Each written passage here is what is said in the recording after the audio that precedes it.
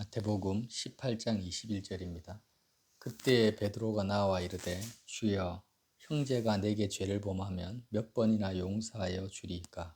7번까지 하오리이까? 예수께서 이르시되 내게 이르노니 7번뿐 아니라 7번을 70번까지라도 할지니라. 이유로 주님이 1만 달란트 빚진 자를 예를 들어서 말씀하시고요. 35절에요. 너희가 각각 마음으로부터 형제를 용서하지 아니하면 나의 하늘 아버지께서도 너희에게 이와 같이 하시리라. 아멘. 마태복음 18장 말씀은요. 주님이 공생의 3년 6개월간의 그 기간 중에 3년의 시간이 지난 시점입니다. 그래서 제자들을 부르시고 파송하셨고요. 그리고 베드로가 이미 주는 그리스도시요 살아계신 하나님의 아들입니다라고 고백하고 그 뒤에 주님의 죽으심과 부활 사건을 예고하시죠.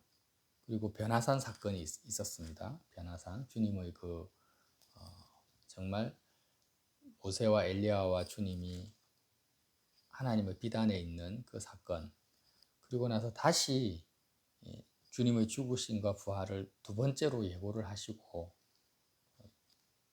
이제는 이 제자들 입장에서는요, 3년 동안 어떻게 보면은 거의 학교로 치면 졸업반 과정이 거의 완료된 시점이죠.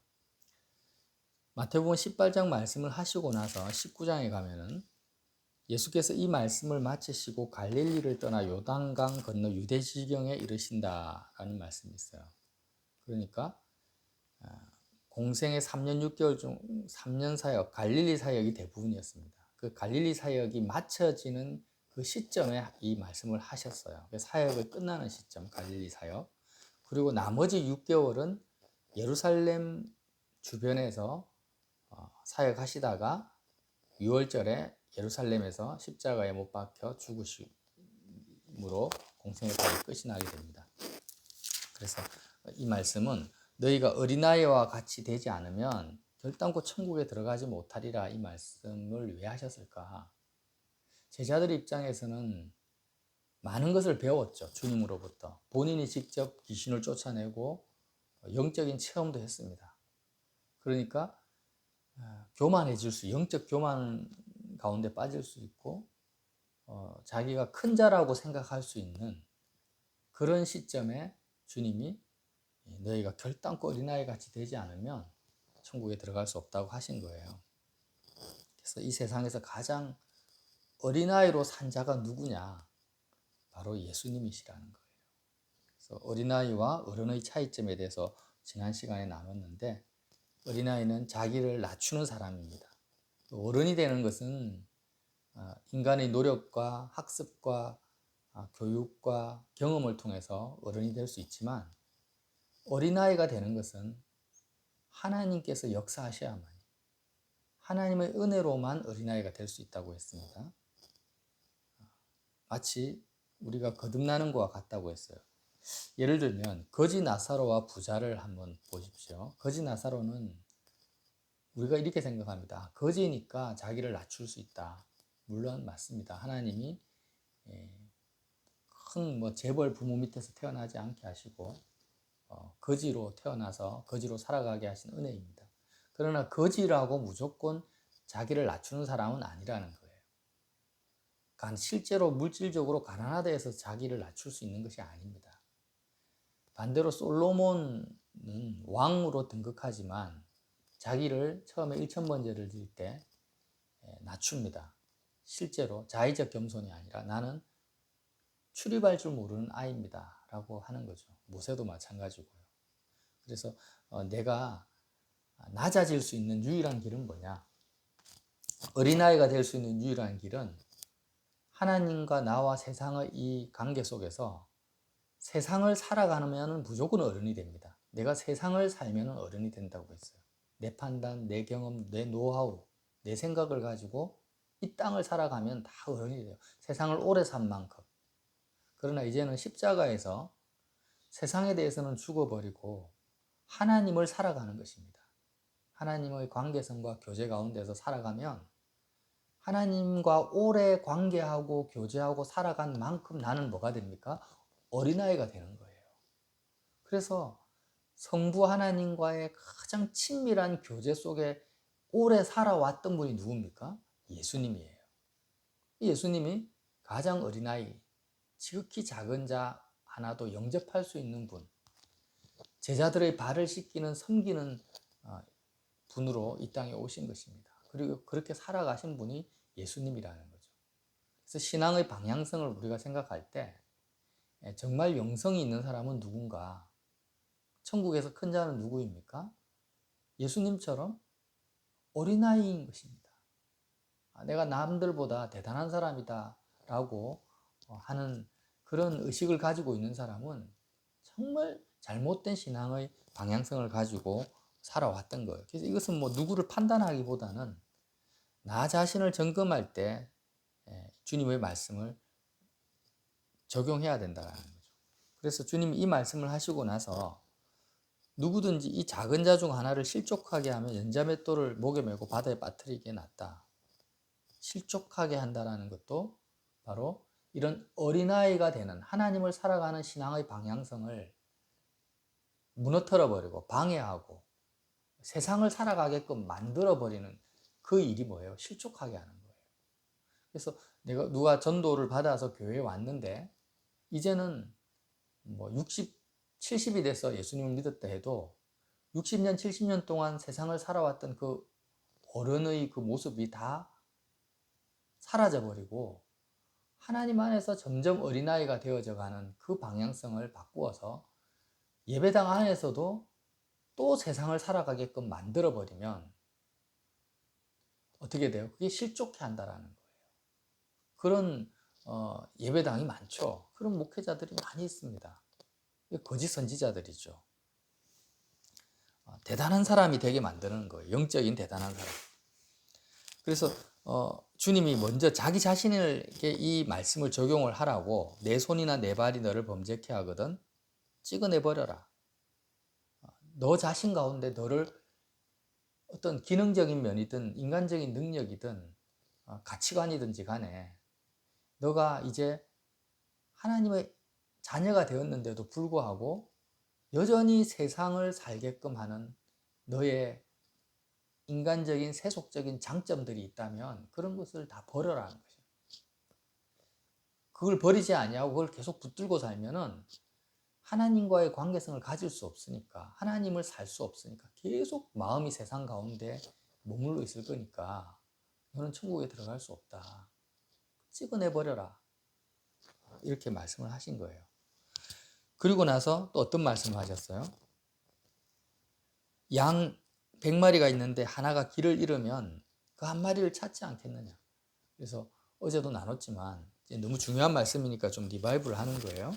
신앙의 방향성입니다. 잃어버린 양 한 마리를 우리 생각할 때 항상 교회에 출석하지 않는 믿지 않는 사람, 택함 받았지만 예배당에 출석하지 않은 사람을 생각을 했었어요.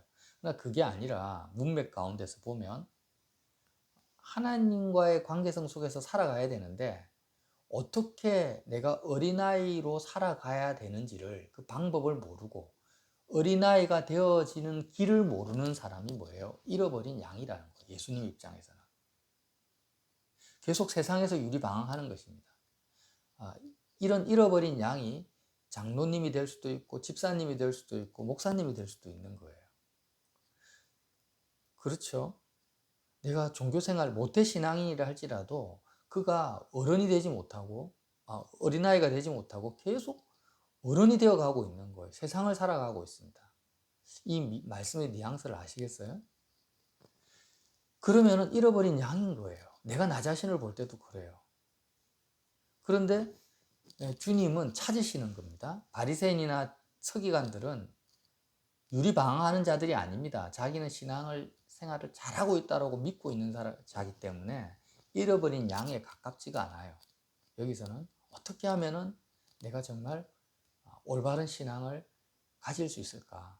예수님처럼 하나님 안에서 지극히 작은 소자 하나도 영접할 수 있는 그런 어린아이가 될 수 있을까 그 방법을 몰라서 갈등하고 있는 분들, 이런 영혼들을 주님이 찾으신다라는 거예요. 수가성 여인과 같이.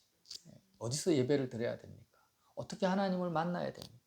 지금 남편도 내 남편이 아닌데, 이런 추수할 곡식들 무르익었다라는 거죠. 잃어버린 양입니다. 자, 이와 같이 이 작은 자 중 하나라도 잃는 것은 그런 사람들을 잃어버리지 않는다라는 거예요. 하늘에 계신 너희 아버지 뜻이 아니라 반드시 하나님이, 주님이 찾으십니다. 자, 이런 맥락 가운데서 주님이 뭐라고 하시냐면 마태복음 18장 15절에요. 내 형제가 죄를 범하거든 가서 너와 그 사람과만 상대하여 권고하라. 만일 들으면 내 형제를 얻는 것이요, 만일 듣지 않거든 한두 사람을 데리고 가서 두세 증인의 입으로 말마다 확증하게 하라. 만일 그들의 말도 듣지 않거든 교회의 말하고 교회의 말도 듣지 않거든 이방인과 세리와 같이 여기라. 그래서 이 말씀도 같은 맥락입니다. 이 범죄, 죄를 범한다. 범죄하거든 내 눈이나 내 손을 찍어내버리라 했죠. 이 범죄는 뭡니까? 주님이 생각하기에 범죄는 민법, 형법을 어기는 게 아니에요. 택함 받은 자들이, 모든 사람도 다 해당되지만 특별히 형제라고 했죠. 그래서 하나님의 자녀로 부름받은 자들이 계속해서 세상을 살아가는 것입니다. 하나님을 살지 않고 세상을 계속 살아가고 있는 것이 범죄라는 거예요. 어린아이의 길을 가지 않는 겁니다. 내 형제가 죄를 범합니다. 예를 들면 이런 거죠. 교회에서 전도사님이나 목회자가 설교를 하고 성경 공부를 하는데 계속 어린아이들을 실족시킵니다.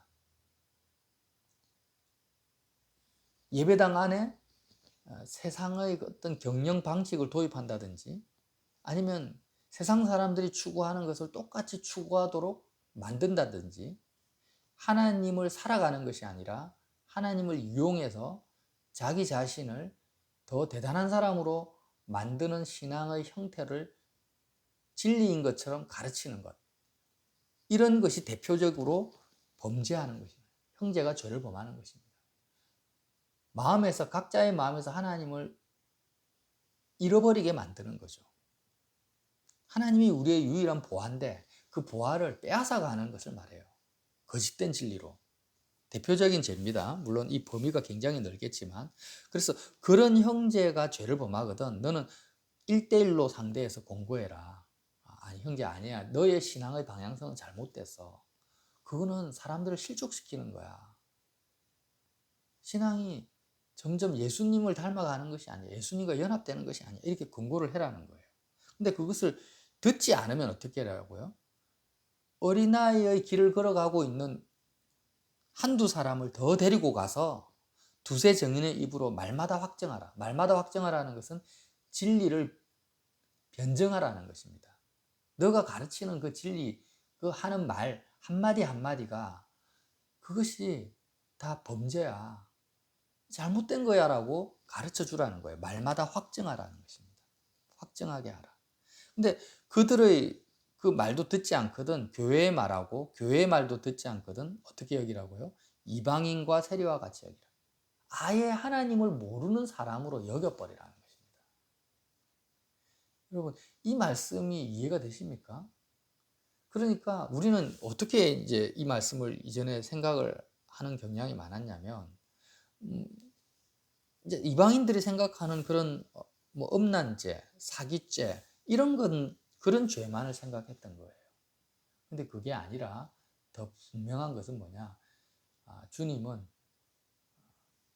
고린도 교회에 바울이 책망하고 권고한 것처럼 갈라디아 교회도 마찬가지죠. 율법주의에 빠진다든지 아니면은 은사주의에 빠진다든지, 또 교회에서 누가 크냐 하면서 나는 바울파다 베드로파다 하면서 파당이 나눠지는 이 모든 것들이 다 교회 예배당 안에서 어른으로, 어린아이가 아니라 어른이 되어져 가는 신앙의 방향성을 추구하고 있는 잘못된 가르침들이었던 거예요.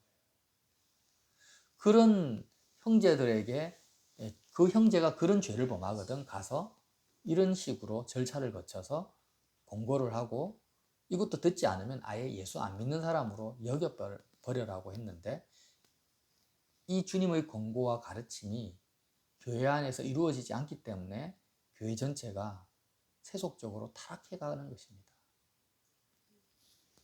자, 이때 21절을 보면 그때 베드로가 나와 이르되 주여 형제가 내게 죄를 범하면 몇 번이나 용서하여 주리까? 7번까지 하오리까?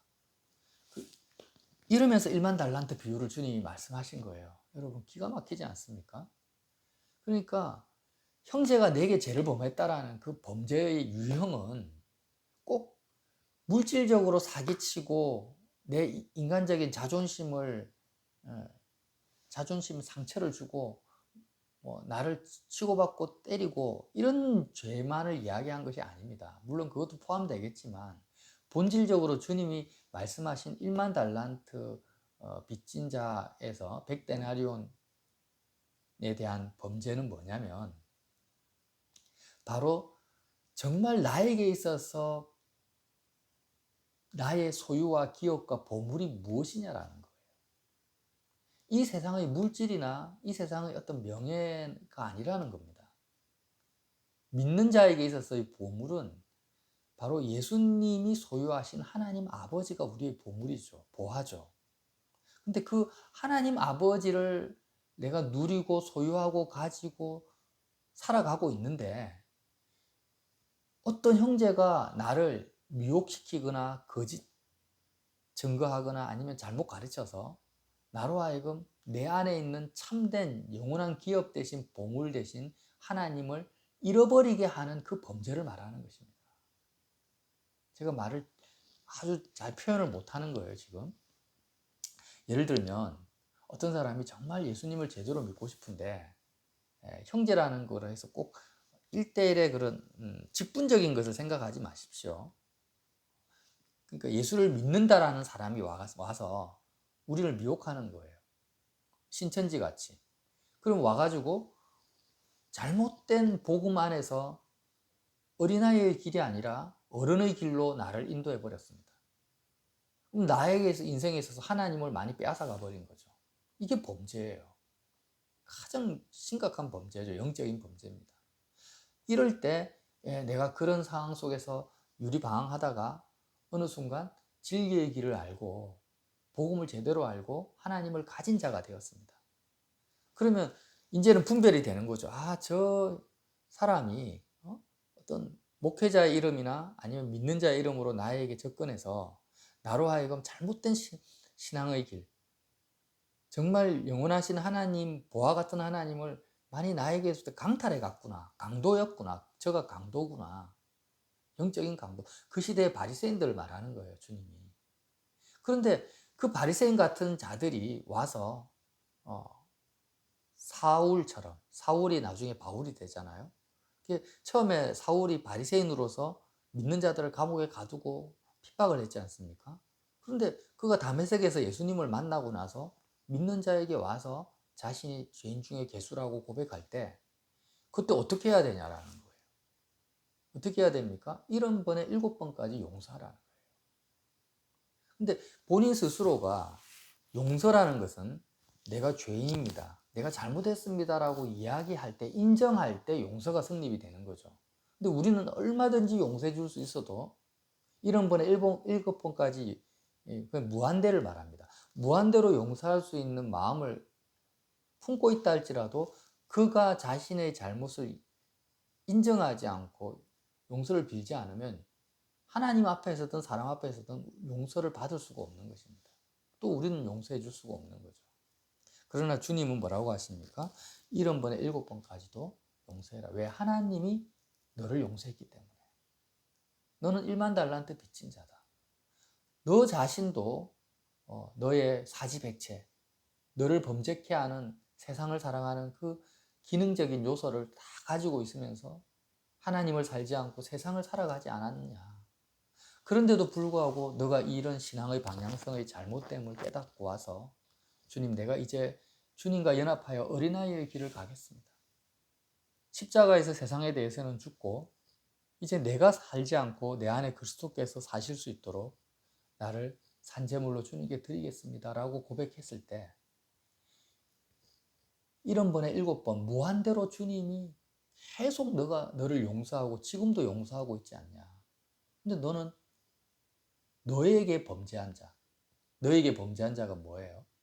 너로 하여금 세상에 빠지게 만들었던, 잘못된 신앙의 방향을 택하게 만들었던 그들이 너에게 용서를 빌 때 너는 왜 용서해 주지 않느냐.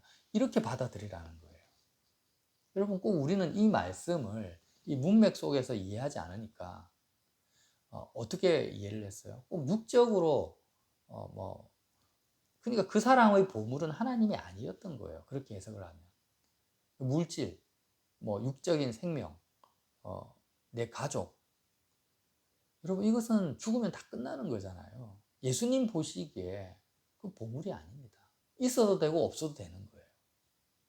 그러나 주님이 정말 범죄는 뭐겠습니까? 예수님 입장에서는 그리스도의 십자가에 참여하지 못하게 하는 것이 범죄인 것입니다.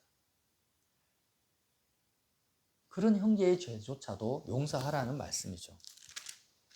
자, 그래서 우리는요, 오늘 예수님의 제자들에게 주님이 공생의 3년의 기간이 끝나갈 갈릴리 사역이 마치는 지점에서 이렇게 하신 이 말씀의 의미가 굉장히 의미 깊게, 의미심장하게 이 말씀을 우리가 받아들일 필요가 있습니다. 제자들도 이제 경험해 볼 거 다 해봤다라는 거예요. 귀신도 쫓아내보고. 그리고 이제는 주님이 십자가에서 못 박히기 한 6개월 전 정도 예루살렘을 향해서 떠나가는, 갈릴리를 떠나서 예루살렘을 향해서 가고 있는 그 시점에 말씀하신 것입니다.